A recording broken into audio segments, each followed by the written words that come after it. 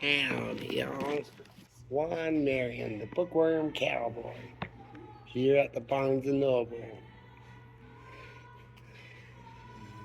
and about to read another chapter of The Magician's Nephew, off the Chronicles of Narnia by C.S. Lewis.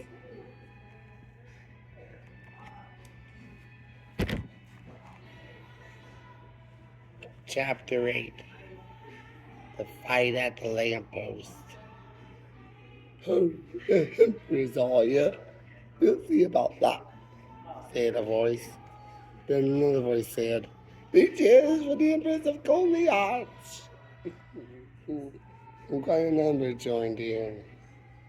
A flush of color came into the witch's face, and she bowed ever so slightly. But the cheers died away into roars of laughter, and she saw that they had only been making fun of her. Change came over her expression, and she changed the knife to her left hand. Then, without warning, she did a thing that was dreadful to see, lightly, easily, as if it were the most ordinary thing in the world. She stretched up her right arm and wrenched off one of the crossbars of the lamppost. If she had lost some magical powers in our world, she had not lost her strength. She could break an iron bar as if it were a stick of barley sugar. She tossed her new weapon up in the air, caught it again, brandished it, and urged the horse forward. "Now's my chance," thought Diggory. He darted between the horse and the railings and began going forward.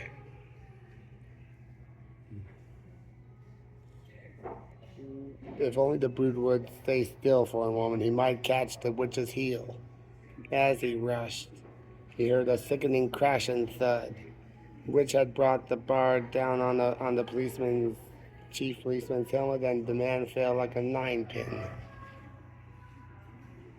"Quick, Diggory, this must be solved," said a voice behind him.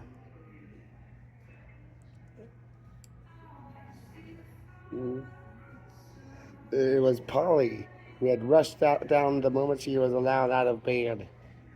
"You are a brick," said Diggory. "Hold on to me tight. You'll have to manage the ring. Yeah, remember? And don't put it on till I shout." There was another crash, and another policeman crumpled up. There came an angry roar from the crowd. "Pull her down! Get a few paving stones! Call the military!" But most of them were getting as far away as they could. Cabby, however, obviously the bravest as well as the kindest person present, was keeping close to the horse.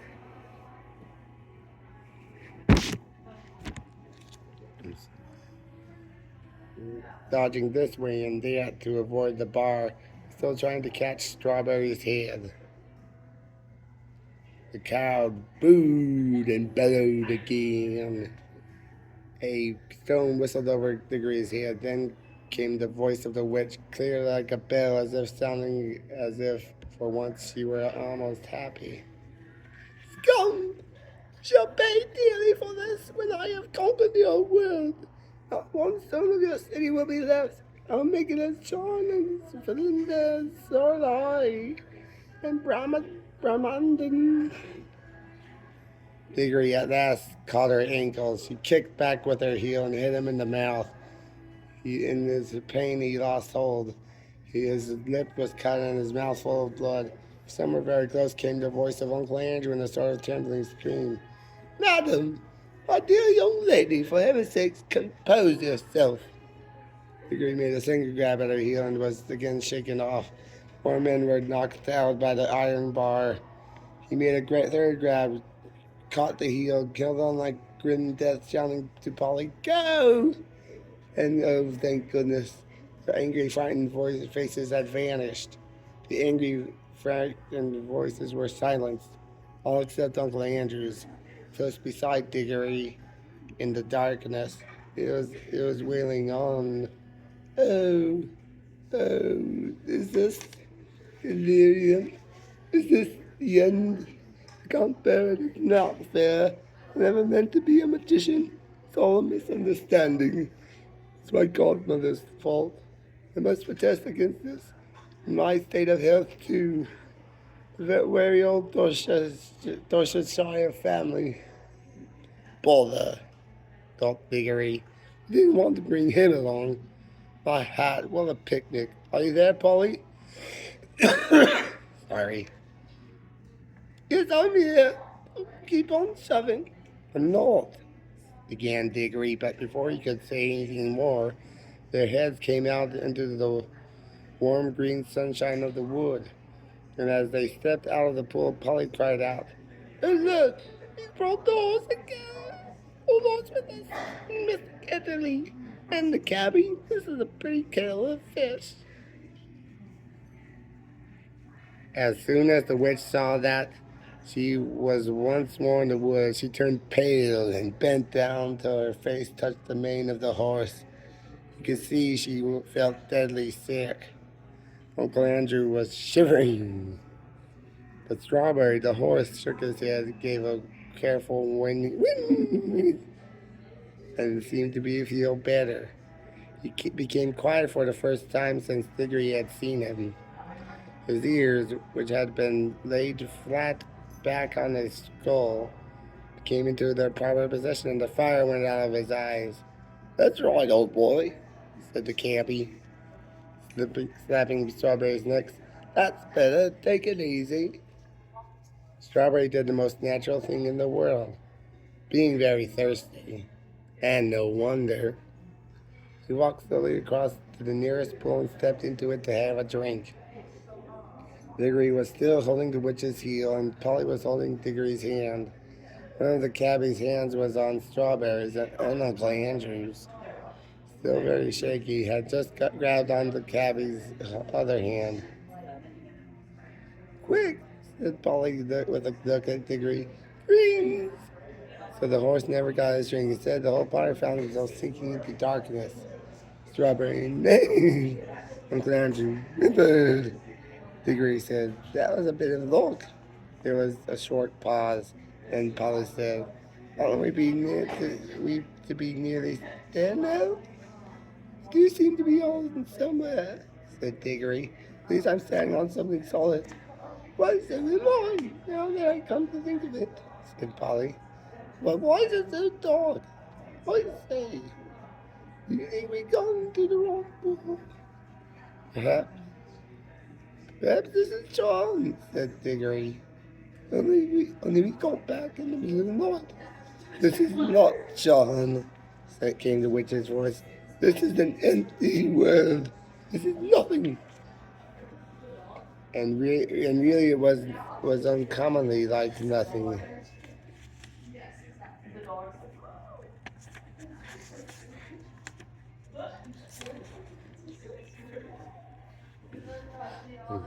There were no stars.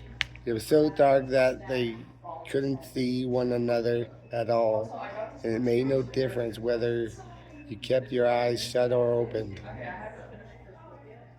Under their feet there was a cool, flat something which might have been earth, and was certainly not grass or wood.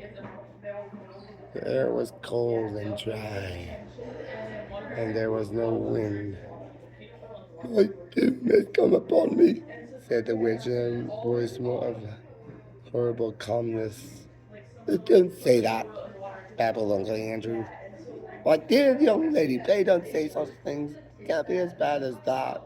Oh, Captain, my good man, you don't happen to have a flask about you? Trouble spirits is just what I needed." Now then," came the cabbie's good voice, good, firm, hearty voice. "Keep cool, everyone, that's what I say. No bones broken, anyone? Good. Well, there's something to be thankful for straight away, and more than anyone could expect after falling all that way. Now, if we'd fallen down some diggings, as it might be for a new station on the underground, someone will come up and get us out presently, see? And if we're dead, which I don't deny it might be, You got to remember that worst things that happen at sea, and a child's got to die sometime. And there's ain't nothing to be afraid of if a chap is living a decent life. If you ask me, I think the best thing we could do to pass the time would be to sing an hymn. And he did. Struck up at once a harvest Thanksgiving hymn, all about crops being safely gathered in. It was not very suitable to be to a place which felt as if nothing had ever grown there since the beginning of time, but it was the one he could remember best. He had a fine voice, and the children joined in. It was very cheering. Uncle Andrew and the witch did not join in. Toward the end of the hymn, Theory felt someone plucking at his elbow, and from a general smell of brandy and cigars and good clothes, he decided it must be Uncle Andrew. Uncle Andrew was cautiously pulling him away from the others. When they had gone a little distance, the old man put his mouth so close to Diggory's ear that it tickled and whispered, "Now, my boy, zip on the ring, let's be off." But the witch had very good ears. "Fool!" came her voice, and she leapt off the horse. "Have you forgotten that I can hear men's thoughts? Let go of the boy if you attempt treachery. I shall take such vengeance upon you as, as never was heard of nor in the world from the beginning." And, added Diggory, "you think I'm such a mean pig to go off and leave Polly and the cabby and the horse in a place like this? You're very well mistaken. You are a very naughty and impertinent little boy," said their Uncle Andrew. "Hush," said the cabby. They all listened. In the darkness, something was happening at last. A voice had begun to sing. It was very far away, and Diggory found it hard to describe from what direction it was coming. Sometimes it seemed to come from all directions at once. Sometimes he almost thought it was coming out of the earth beneath them. Its lower notes were deep enough to be the voice of the earth herself. There were no words. There was hardly even a tune, but it was beyond comparison the most beautiful noise he had ever heard. It was so beautiful he could hardly bear it. The horse seemed to like it too. He gave a sort of the horse would give. After years of being a cab horse, he found himself back in the old field where it had played as a foal. He saw someone whom he remembered and loved coming across the field, bringing a lump of sugar.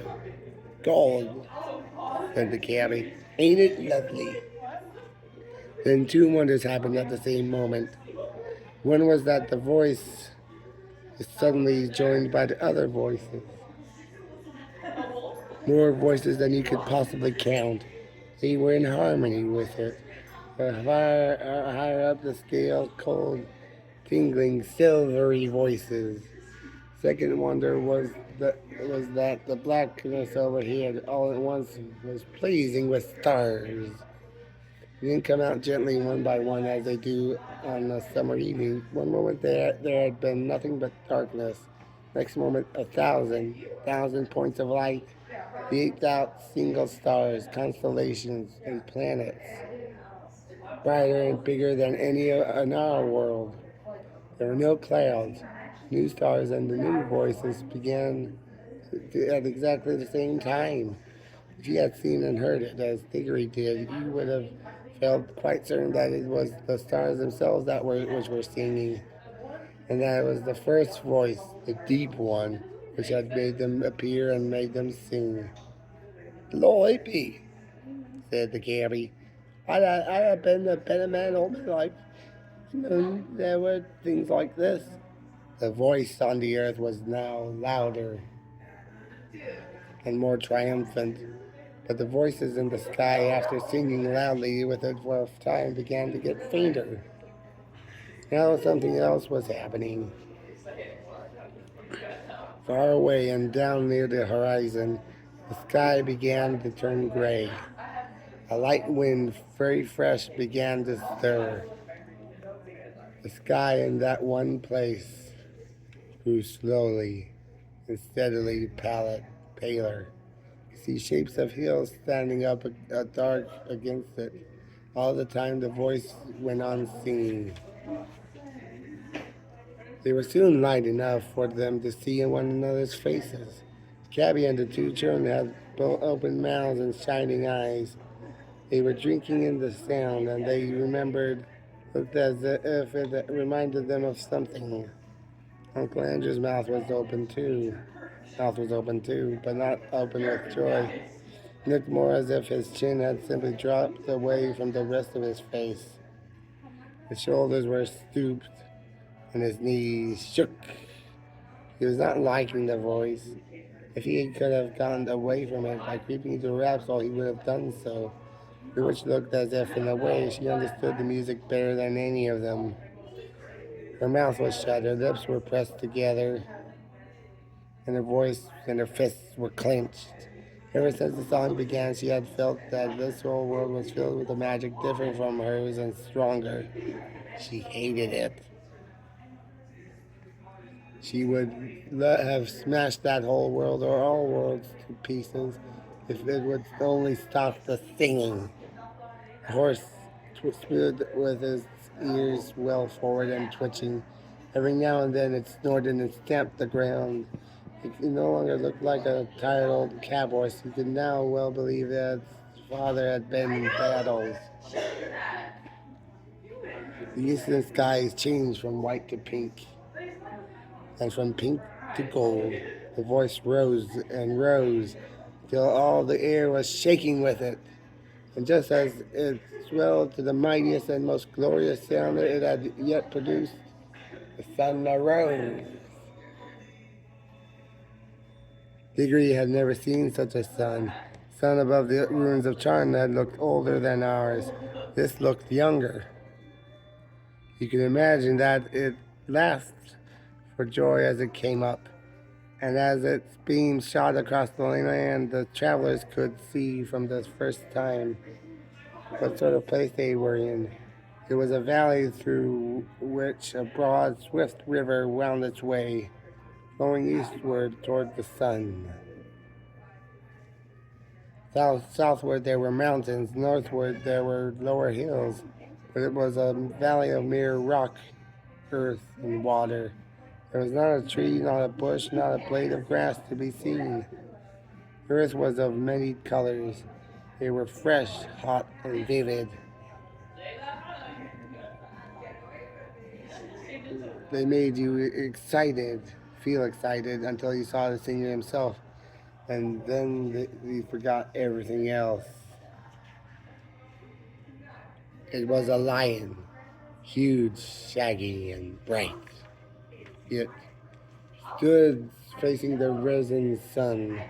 Its mouth was wide open, and song, and it was about 300 yards away. "This is a terrible world," said the witch. "You must fly at once. Prepare the magic." "Quite agree with you, madam," said Uncle Andrew. "A most disagreeable place, completely uncivilized. If I were a younger man, and I had a gun..." "Karen," said the cabby. "You don't think you could shoot him, do you?" "Any would," said Polly. "Prepare the magic, old fool," said Jesus. "Certainly, madam," said Uncle Andrew cunningly. "You must have both the children touching me. Put on your helmet ring at once, Diggory." He wanted to get away without the witch. "Oh, it's the rings, is it?" cried Jadis. She would have had her hands in Diggory's pocket before she could say knife. But Diggory grabbed Polly and shouted out, "Take care! If either one of you come out of the range, we two will vanish, and you'll be left here for good. Yes, I have a ring in my pocket that will take Polly and me home. And look, my hand is just ready. So keep your distance. I'm sorry about you." He looked at the cabby. "And about the horse, I can't help it. As for you two," he looked at Uncle Andrew and the Queen, "you're both magicians, so you ought to enjoy living together." "A deal of noise, everyone," said the cabbie. "Want to listen to the music." But the song had now changed here in this chapter.